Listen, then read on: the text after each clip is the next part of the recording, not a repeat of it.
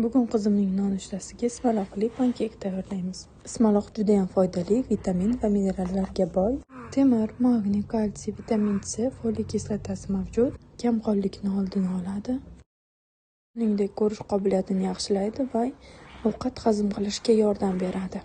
Immunitetni mustahkamlaydi. Bolalar uchun juda ham foydali. Pankek uchun bizga ismaloqni yaxshilab tuzli suvda yuvib, ketidan banan, tuxum, ovsyanka unidan solamiz. Bir xil massa bo'lguncha blender qilib, ketidan ozroq sut qo'shamiz.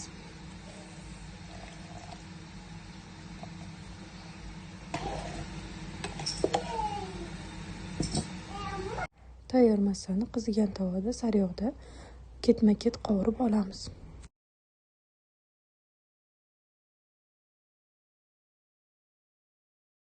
Ushbu pankeklarni siz bolajoningizga 8 oydan boshlab tayyorlab berishingiz mumkin.